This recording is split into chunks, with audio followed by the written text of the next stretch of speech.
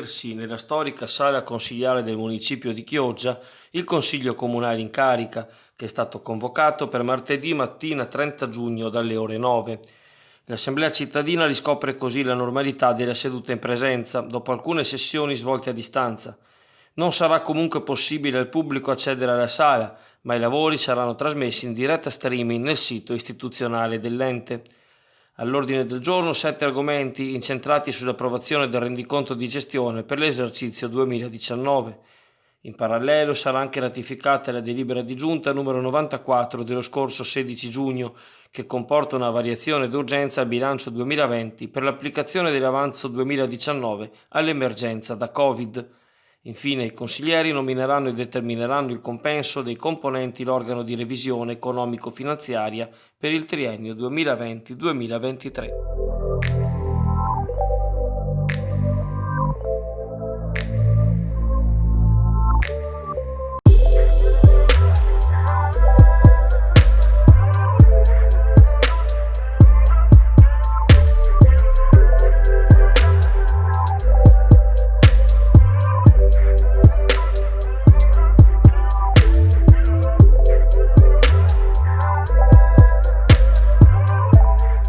Un odioso furto è stato compiuto a Valle di Chioggia, nell'appartamento di un cittadino rumeno quarantenne che stava riposando dopo il lavoro.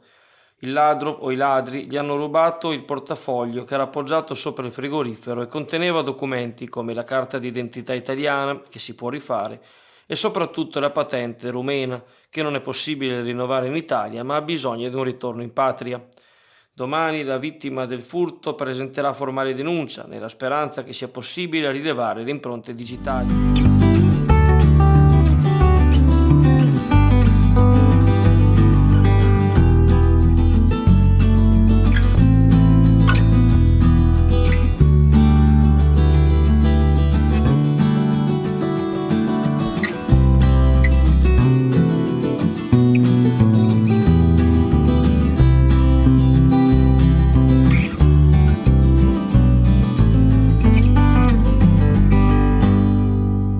L'assessore regionale alla protezione civile Giampaolo Bottacin interviene in merito alle affermazioni della consigliera Erika Baldin relative ai tempi di liquidazione dei danni causati dalla marea eccezionale dello scorso novembre.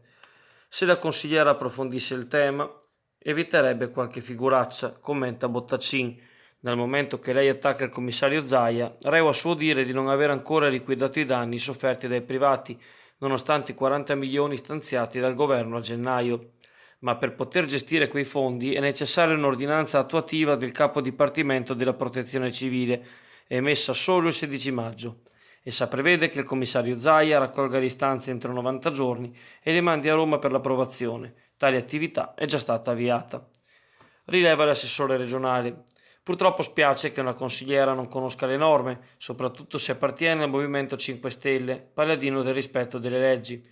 Certo, condivido anch'io le preoccupazioni dei cittadini che attendono il ristoro, ma purtroppo l'ordinanza di Borrelli, nominato dal Presidente del Consiglio dei Ministri di cui fa parte il Movimento 5 Stelle, è stata emessa solo 4 mesi dopo lo stanziamento. Di questo la Baldin si è dimenticata. Un'amara osservazione. In questo paese, continua l'assessore Bottacin, per accedere a fondi pubblici sono necessari metri cubi di carte e pratiche, e questo vale anche per i risarcimenti da calamità naturali. D'altronde, se si presume, come fa il Movimento 5 Stelle, che dietro ogni finanziamento pubblico ci possa essere un potenziale ladro, il risultato è che per assegnare anche i risarcimenti vengono richieste ai cittadini procedure farraginose che allungano i tempi. Conclude l'esponente della Lega: io credo invece che chi subisce un danno non debba essere trattato come un potenziale delinquente. Invito quindi la consigliera Baldin a interloquire con il suo governo al fine di semplificare questi processi.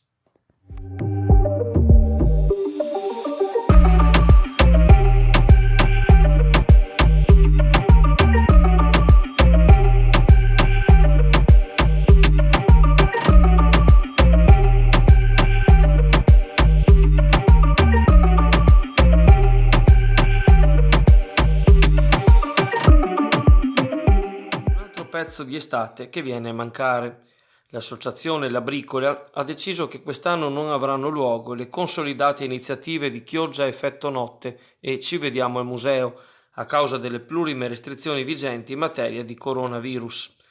Le due manifestazioni erano riuscite a crearsi un pubblico sempre nuovo, non facendo altro che rivelare, con visite guidate qualificate, le bellezze artistiche e culturali del centro storico di Chioggia da un lato, dei musei cittadini dall'altro.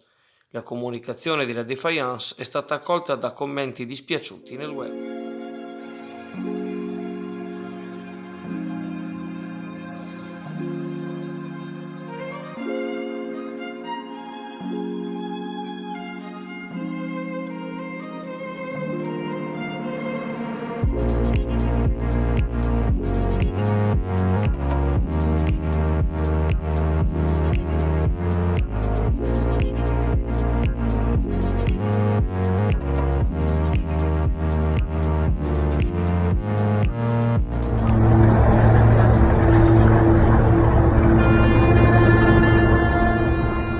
I periti nominati dal Tribunale di Venezia hanno deciso, a causare lo scontro del 2 giugno 2019 tra la grande nave da crociera MSC Opera e il battello fluviale River Countess alla Marittima, è stato l'errore del comandante della prima.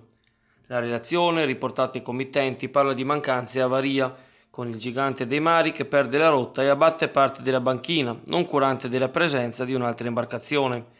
I consulenti hanno escluso che lo schianto dipendesse da un malfunzionamento congenito della nave. Secondo la perizia, il capitano avrebbe sottovalutato l'allarme una volta che l'impianto di segnalazione aveva smesso di funzionare. Pare che la MSC Opera viaggiasse a velocità superiori rispetto al limite del canale. Al momento 6 persone fra i membri dell'equipaggio risultano iscritte nel registro degli indagati, scagionati invece i comandanti dei rimorchiatori e i piloti del porto, abili a contenere i danni. It's not a game, it's a